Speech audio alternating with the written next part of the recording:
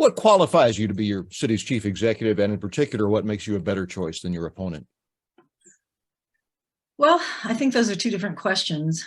And what qualifies me to be a mayor is that I have, first of all, experience, but informed experience. I have been elected multiple times here in Vanderburgh County, but those elections were not just a beauty pageant, for example.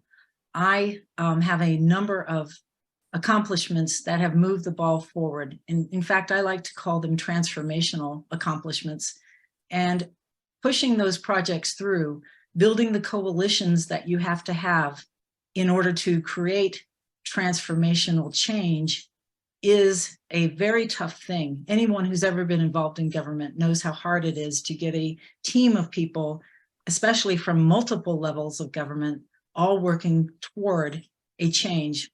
Let me give you a couple of examples. My current project is delivering fiber broadband to the entire population of unincorporated Vanderburgh County. This is a public-private partnership that is the result almost exclusively of my own effort as a leader, even though I needed the support of other leaders to have the project voted on. This project, by delivering fiber broadband to every property in the unincorporated county, sets unincorporated county up for future achievements that probably we can't quantify at today's date. Folks are going from no access to the internet, cell phone only, and intermittent cell phone at best in some places, to the very best connection that the world has to offer for the far foreseeable future, right up until somebody else invents something faster than the speed of light. So this is a tremendous platform upon which to build for the future, whether it's trying to keep your teenagers in the living room at home, or whether you're trying to build a major manufacturing facility on some of the best land that we have close to highways, railroads, and of course our river. One of the other transformational projects that I did required help from the city, the county, and township government, and that was inaugurating the GIS project, the Geographic Information System project, in the late 90s and early 2000s in Evansville. And I like to point out that we had a map that looked like Google Map before Google had Google Maps.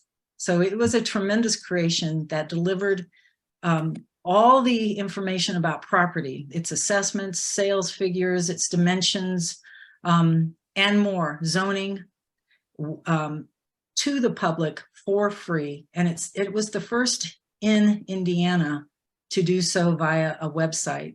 Mine was the first assessor website. So this is the sort of change I tackle. What will serve the public, and how can I get the government to do that for the least amount of money and in the freest, and I'm not just talking about monetarily, in the freest way. So those are two examples of projects that qualify me from a practical standpoint. I have done this kind of work. I can do more of it. And why am I more skilled or more attractive a candidate than my opponent? My opponent has not had any governmental experience whatsoever. And in her private sector experience, it has been limited to HR.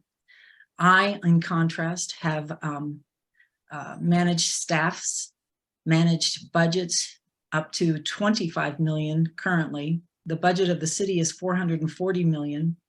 The largest staff I think that I managed directly was when I was at the Department of Local Government Finance, and that was 60 people. But there are several more that I manage indirectly here as a county commissioner. My opponent has never been entrusted with a single dollar of budgetary funding and has never managed any staff. Those are critical gaps in anyone's resume if you're saying, hey, manage the hundreds of city employees and a more than $440 million budget, which is $1.6 billion over the 4 years of a mayor's term in office. So I have a track record. I've managed money, I've managed people, and I've done them all successfully. So that is what is distinguishing me from my primary opponent.